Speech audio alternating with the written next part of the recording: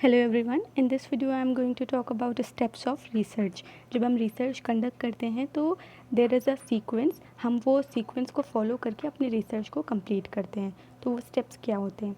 अच्छा, आगे बढ़ने से पहले आप कुछ पॉइंट्स अपने माइंड में रखिएगा कि अब हम बुक्स में वो जो स्टेप्स दिए होते हैं वो एक ऑर्डर में दिए होते हैं कि पहले ये आया, फिर ये आया, फिर ये आया। बट जब हम रियल लाइफ में रिसर्च एक्चुअली कर रहे होते हैं तो बहुत सारे ऐसे स्टेप्स होते हैं जो ओवरलैपिंग होते हैं कि एक ही टाइम पे हमें कई सारी चीज़ें हो जाती हैं। ठीक है, जैसे ऑब्जेक्टिव, हाइपोथेसिस और रिसर्च डिज़ाइन, ये 3 स्टेप ऐसे हैं जो ओवरलैपिंग होते हैं। यानी कि जब हम ऑब्जेक्टिव फ्रेम करते हैं उसी वक्त ही हमारी हाइपोथेसिस भी बन जाती है और उसी ड्यूरेशन में हमारी रिसर्च डिज़ाइन भी बन जाती है। लेकिन जो हमारी स्टेप्स होते हैं जो हम बुक्स में पढ़ते हैं उसमें पहले ऑब्जेक्टिव आता है, फिर हाइपोथेसिस दिखाते हैं, फिर रिसर्च डिज़ाइन होती है उसमें। तो ये चीज़ें आपको ध्यान में रखनी है कि रियल लाइफ में चीज़ें इस तरह से काम नहीं करती हैं जैसे बुक्स में लिखा होता है।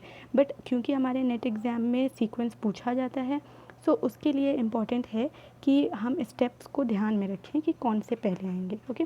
और आपने जैसे कुछ वेबसाइट्स ऐसी भी देखी होंगी जो नॉन नेट वेबसाइट है, नेट की वेबसाइट्स नहीं हैं, तो उनमें सीक्वेंस ऊपर नीचे होता है, कोई स्टेप नहीं है। बट वो कोई भी गलत नहीं स्टेप होते हैं, वो सारे भी सही होते हैं। लेकिन डिटेल में हमारे नेट एग्ज़ाम में काफ़ी डिटेलिंग में स्टेप्स आते हैं, तो इसलिए हमारे लिए ज़रूरी हो जाता है कि हम सारे स्टेप्स को एक सीक्वेंस में याद रख पाएँ। और एक चीज़ और है कि जब आप ये स्टेप्स पढ़ें तो ये सोच के चलें आपकी रियल लाइफ में आप रिसर्च कर रहे हैं, तब आपको ये स्टेप ज़्यादा अच्छे से समझ पाएंगे। अगर आप ये मत सोचना कि हाँ बस ये मुझे पढ़ना है और एक थ्योरी की तरह पढ़ना है। ओके। तो रियल लाइफ में आप उसको अप्लाई कर पाओगे, तब ये आपको ज़्यादा क्लियर हो पाएंगे। तो सबसे पहले है कि जब हम रिसर्च करने बैठते हैं तो हमें सबसे पहले एक टॉपिक सोचना होता है। अब यहाँ पे टॉपिक का मतलब है एग्जैक्ट हमारा टॉपिक नहीं, हमने एक फ़ील्ड चूज़ करी कि हमारे साइकोलॉजी में सोशल साइकोलॉजी है, कॉग्निटिव साइकोलॉजी है, ठीक है, काउंसलिंग है, क्लिनिकल है। तो हमें कौन सा एरिया लेना है? हमने मान लीजिए सोशल साइकोलॉजी ले लिया। मैं एक एग्ज़ाम्पल ले रही हूँ, वो एग्ज़ाम्पल स्टार्टिंग से एंड तक की उसी एग्ज़ाम्पल की को लेकर ये पूरे स्टेप्स को एक्सप्लेन करेंगे हम। ओके। तो सबसे पहले हमने एक एरिया चूज़ कर लिया कि मान लीजिए हमने सोशल साइकोलॉजी चूज़ कर लिया। ओके। तो ये हमारा एक ब्रॉड टॉपिक हो गया, मतलब बहुत ही ब्रॉड एक एरिया हो गया। उसके बाद हम सोशल साइकोलॉजी में कई सारी चीज़ें आती हैं। तो हमने मान लीजिए कि हमने ये लिया कि हम एक ऑर्गेनाइजेशन पे स्टडी करेंगे। तो अब यहाँ पे जो ऑर्गेनाइजेशन हो गया आपका, कि जितने ऑर्गेनाइजेशन होते हैं हमें उन पे स्टडी करना है, तो ये आपका टॉपिक सेलेक्ट हो गया। और जब आप जैसे पीएचडी कर रहे हो तो उस टाइम पे भी ये मैंने अभी आपको बोला कि आप ये ध्यान रखना कि आप पीएचडी लेवल की रिसर्च कर रहे हो। तो जब आप रिसर्च करोगे तो आपका जो भी टॉपिक आप चूज़ करोगे वो आपके इंटरेस्ट का होना चाहिए, क्योंकि 5 साल आपको देने हैं, हो सकता है इससे ज़्यादा टाइम भी लग जाए। तो अगर आपको उस टॉपिक में इंटरेस्ट नहीं होगा तो आप आगे उसमें काम नहीं कर पाओगे। And PhD is very exhaustive. तो आपके इंटरेस्ट का होना चाहिए ताकि वो आपको मोटिवेट रख सके कि आपको ये अपनी रिसर्च को कंप्लीट करना है। उसके बाद फीसिबिलिटी ऑफ रिसर्च, यानी रिसर्च प्रैक्टिकल होनी चाहिए, हम उसको रियल लाइफ में कंडक्ट कर सकें। और इसी टाइम पर हम ऐसी चीज़ों को भी देखते हैं जो मेरे टॉपिक पे रिसर्चेज हो चुकी हैं। जैसे ऑर्गेनाइजेशन हमने लिया यहाँ पे, तो हम देखेंगे कि ऑर्गेनाइजेशन पे क्या क्या रिसर्चेज हो चुकी हैं। अच्छा, ये लिटरेचर रिव्यू नहीं है अभी यहाँ पे, अभी हम सिर्फ एक मोटे मोटे तौर पे हमने न्यूज़पेपर पढ़ा, हम बुक्स देखेंगे कि ये जो ऑर्गेनाइजेशन है इसके ऊपर कितनी रिसर्च, क्या क्या टॉपिक पे रिसर्चेज हो चुकी हैं। तो ये हमारा सबसे पहला स्टेप होता है। उसके बाद हम नेक्स्ट स्टेप आता है कि हम रिसर्च प्रॉब्लम को डिफ़ाइन करते हैं। अब रिसर्च प्रॉब्लम क्या होती है कि हमें जब हमने पहला यहाँ पे पढ़ा कि हम जो भी पहले वर्क हो चुके हैं हमने वो देखा, उसके बाद हमें समझ में आ गया कि हाँ और इस ऑर्गेनाइजेशन पे, मतलब कोई भी ऑर्गेनाइजेशन पे, ऑर्गेनाइजेशन एक लेके ये स्टडीज़ हो चुकी हैं। ठीक है, इस तरह के इस चीज़ों को मेजर किया जा सका है। अब क्या उसमें मेजर नहीं हुआ है, ऐसी कौन से, जो जब हम रिसर्च प्रॉब्लम डिफ़ाइन करते हैं तो हमें ये देखना होता है कि हम जो भी रिसर्चेज ऑलरेडी हो चुकी है उनके लूप होल्स क्या हैं, कौन सी ऐसी चीज़ है जो मिसिंग है, जिसके ऊपर और पता लगाया जा सकता है। तो जैसे कैरेक्टरिस्टिक ऑफ रिसर्च जब आप पढ़ते हो तो क्या होता है कि research is a process from known to unknown. तो नोन जो हमारे पास ऑलरेडी एग्जिस्टिंग रिसर्च है, उससे हम जाएंगे उस तरफ जो नहीं पता है। ठीक है। तो हम उस टाइम पे लूप होल सर्च करेंगे कि अच्छा ये रिसर्च हुई थी, इसमें ये चीज़ें उन्होंने सजेशंस में लिखी कि हाँ इसके जब आगे रिसर्च हो तो ये ऐसे ऐसे चीज़ें हों, ठीक है। तो हम उन सजेशंस को लेंगे और फिर हम एक रिसर्च प्रॉब्लम को डिफ़ाइन करेंगे। तो अब जैसे ऑर्गेनाइजेशन में हमने काफ़ी चीज़ें पढ़ ली, तो अब हमने क्या किया कि दो तरह की जैसे ऑर्गेनाइजेशन होती है, फॉर प्रॉफिट ऑर्गेनाइजेशन और दूसरा नॉन प्रॉफिट ऑर्गेनाइजेशन। तो हमने ले लिया कि अब हमने जब थोड़ा बहुत पढ़ा तो हमें समझ आ गया कि हाँ हम ये टॉपिक ले सकते हैं फॉर एग्जांपल के लिए कि जो नॉन प्रॉफिट ऑर्गेनाइजेशन के वर्कर्स हैं वो किस किस तरह की प्रॉब्लम्स को फेस करते हैं, ठीक है। तो ये एक ब्रॉड रिसर्च प्रॉब्लम हमारे पास हो गई कि हमें problem faced by NPO workers, non profit organisation workers को स्टडी करना है। ओके, नेक्स्ट है कि अब हम लिटरेचर रिव्यू करेंगे। अब हम देखेंगे कि नॉन प्रॉफिट ऑर्गेनाइजेशन वर्कर्स पे क्या क्या रिसर्च हो चुकी हैं, और हम ये भी मतलब उसके साथ साथ हम फॉर प्रॉफिट ऑर्गेनाइजेशन की भी रिसर्चेस पढ़ सकते हैं, हम एज अ ऑर्गेनाइजेशन में क्या क्या रिसर्च हुई हैं वो पढ़ सकते हैं। लिटरेचर रिव्यू जो होता है वो सबसे इम्पॉर्टेंट पार्ट होता है रिसर्च का। आप बिना लिटरेचर रिव्यू करे अपनी रिसर्च को आगे बढ़ा ही नहीं सकते हो, ठीक है। तो इससे हमें क्लैरिटी मिलती है कि हमें पता चलता है कि क्या क्या रिसर्चेज हो चुकी हैं और क्या क्या बाकी है रिसर्च करने को, तो वो सारी चीज़ें होती हैं। इन्हीं लिटरेचर रिव्यू से ही हमारी ऑब्जेक्टिव भी बन जाते हैं, हमारे अभी जैसे मैंने बोला था कि ओवरलैपिंग होते हैं स्टेप्स। तो जैसे जब हम लिटरेचर रिव्यू कर रहे होंगे तो उसी टाइम पे हमारी जो ऑब्जेक्टिव होती है वो भी फ्रेम हो जाती है कि अच्छा ये चीज़ नहीं पता चली है, ठीक है, तो मैं ये चीज़ें पता करूँगा, तो ऑब्जेक्टिव बन गई। उसके बाद जैसे जब हमें ऑब्जेक्टिव हमारा डिफाइन हो जाता है तो हम लिटरेचर रिव्यू करते टाइम ही हमें ये पता चल जाता है कि हम ये हाइपोथेसिस फ्रेम कर सकते हैं, ठीक है। तो इट इज़ ऑल ओवरलैपिंग। अच्छा, अब हमने जब लिटरेचर रिव्यू कंप्लीट कर लिया अपना, उसके बाद हमने ऑब्जेक्टिव डिफाइन करे। उसके बाद नेक्स्ट स्टेप होता है कि हमें ऑब्जेक्टिव डिफाइन करना है। तो जैसे मैंने एग्जांपल लिया कि मेरे पास रिसर्च प्रॉब्लम थी कि जो भी वर्कर्स ने एनपीओ वर्कर्स जो हैं उनके प्रॉब्लम्स को हमें रिसर्च प्रॉब्लम वो है हमारी, हमें उस पर रिसर्च करना है। तो अब हमने लिटरेचर रिव्यू कर लिया और लिटरेचर रिव्यू में हमने काफ़ी सारी चीज़ें पढ़ी। तो उसमें जैसे हमने मेंटल हेल्थ का कॉन्सेप्ट लिया, हमने देखा कि हाँ ये रिसर्च हुई थी जिसमें mental health of NPO workers के ऊपर हो चुकी है, उनका दूसरा कुछ सेटिस्फैक्शन लेवल पे रिसर्च हो चुकी है, ठीक है। तो हमने ऑब्जेक्टिव बना लिया कि हाँ हमें क्या रिसर्च करनी है कि to find out the mental health of the NPO workers. और हम ऑब्जेक्टिव बना सकते हैं, हमेशा रिसर्च में कई सारे ऑब्जेक्टिव होते हैं, कभी एक ऑब्जेक्टिव नहीं होता है जब आप पीएचडी लेवल की रिसर्च करते हो तो ओके। और हमने ऑब्जेक्टिव बना लिया कि हमें जो सेटिस्फैक्शन लेवल है एनपीओ वर्कर्स का हमें वो मेजर करना है, ठीक है। उसके बाद नेक्स्ट स्टेप हो जाता है, अच्छा यहाँ पे प्राइमरी ऑब्जेक्टिव क्या होते हैं कि जो मेन हमारा है, जैसे to find mental health of NPO workers, ये हमारा प्राइमरी ऑब्जेक्टिव हो गया। और सेकेंडरी ऑब्जेक्टिव जो इसके साथ साथ, अब ऐसा तो नहीं है ना कि हम जब रिसर्च कर रहे हैं, जैसे आपको अपने घर से कॉलेज जाना है तो आप क्या डायरेक्ट घर से कॉलेज तक पहुँच जाते हो, जो बीच का रास्ता होता है उसमें आपको कई सारी चीज़ें मिलती हैं। तो वही चीज़ हमारे सेकेंडरी ऑब्जेक्टिव में होता है कि जो भी चीज़ें हमें अपने मेन रिसर्च करते टाइम हमें और चीज़ें पता चली, तो वो हो जाती है हमारी सेकेंडरी ऑब्जेक्टिव्स, जो कुछ बाहर के होते हैं, इनको जनरल ऑब्जेक्टिव्स भी बोलते हैं। अब ऑब्जेक्टिव जब हो गए तो उसके बाद यहाँ पे है identify variables and formulate hypothesis.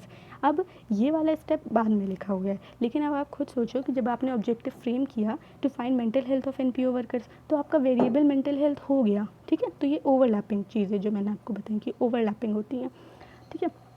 तो जैसे अब सेटिस्फैक्शन लेवल आपने लिया तो वो आपके वेरिएबल्स हो गए। अगर आप कोई एक्सपेरिमेंट कर रहे हो तो जब आपने जैसे एक्सपेरिमेंट लिया कोई कर रहे हो आप कि इस चीज़ का इफेक्ट आप इस चीज़ पे देख रहे हो, तो वो ऑब्जेक्टिव के टाइम पे फ्रेम हो गया। तो जब आप वेरिएबल भी उसी टाइम पे बन गए कि हाँ ये इसका इफेक्ट हम देख रहे हैं तो ये हमारा आई वी हो गया, इस पर हम इफेक्ट देख रहे हैं तो वो हमारा डी वी हो गया।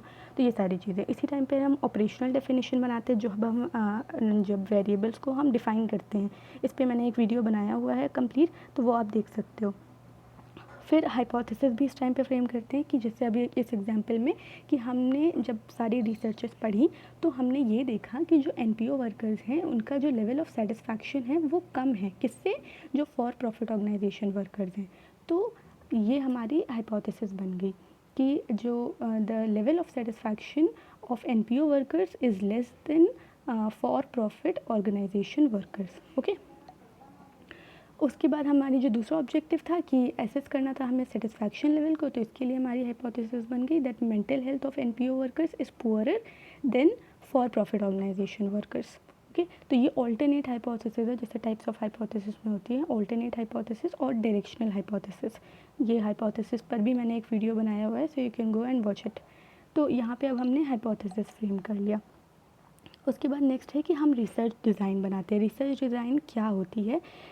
जो भी हमारा डेटा का पार्ट होता है कि हम डेटा को कैसे कलेक्ट करेंगे, क्या क्या डेटा हमारे किस तरह का डेटा होगा, क्वालिटेटिव होगा या क्वांटिटेटिव होगा, मेरी रिसर्च का डेटा कलेक्शन का टाइम पीरियड क्या होगा। जब जैसे आप पीएचडी करोगे तो उस टाइम पे जो रिसर्च कब आप डेटा कलेक्ट करोगे उसमें मे बी आपको साल भर लग जाए, तो वो पूरी होती है हमारी, वो सारी चीज़ें हमारी रिसर्च डिज़ाइन में आती हैं कि डेटा आप कलेक्ट कैसे करोगे, ठीक है, आपका मेथड क्या होगा डेटा कलेक्शन का, आपकी सैम्पल साइज़ क्या होगा, आपको कितने सैम्पल लेना है, तो डेटा एनालाइज कैसे होगा, उसको आप इंटरप्रेट कैसे करोगे, कौन से स्टैटिस्टिकल एनालिसिस लगाओगे। तो ये जितनी भी चीज़ें होती हैं वो सारी रिसर्च डिज़ाइन में आ जाती हैं।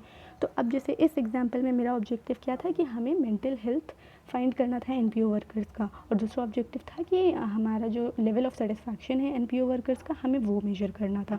तो जब हम दो ग्रुप को कंपेयर कर रहे होते हैं तो यहाँ पे हमने ऑब्जेक्टिव में क्या किया कि हम जो हमारी हाइपोथेसिस थी उसमें क्या था कि हम एनपीओ वर्कर्स जो थे उनकी जो लेवल ऑफ सेटिस्फैक्शन है वो कम है in comparison to for profit organisation. ये हमारी हाइपोथेसिस थी। तो जब हम दो ग्रुप्स को कंपेयर करते हैं तो टी टेस्ट लगता है स्टैटिस्टिकल एनालिसिस में, और जब टी टेस्ट यूज़ होता है तो रिसर्च डिज़ाइन कौन सी जाती है, कंपैरेटिव रिसर्च डिज़ाइन। तो हमें हाइपोथेसिस फ्रेम करते टाइम ही हमारी रिसर्च डिज़ाइन भी बन गई। ओके कि और उसके बाद अगर मान लीजिए हम ये भी देखें, हमारी हाइपोथेसिस ये भी हो कि जो रिलेशनशिप हमें देखना, हमारा ऑब्जेक्टिव हो कि हमें मेंटल हेल्थ और सेटिस्फैक्शन में, लेवल ऑफ सेटिस्फैक्शन में एक रिलेशन देखना है, ये हमारा ऑब्जेक्टिव है। और इसके लिए हम हाइपोथेसिस क्या बना लेंगे, that there is negative correlation.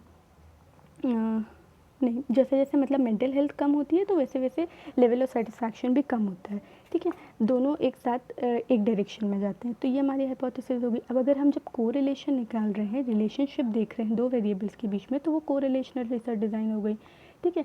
तो ये सारी चीज़ें होती हैं कि जब हम ऑब्जेक्टिव बनाते हैं, हाइपोथेसिस बनाते हैं, उसी टाइम के आसपास हमारी रिसर्च डिज़ाइन भी अपने आप तैयार हो जाती है।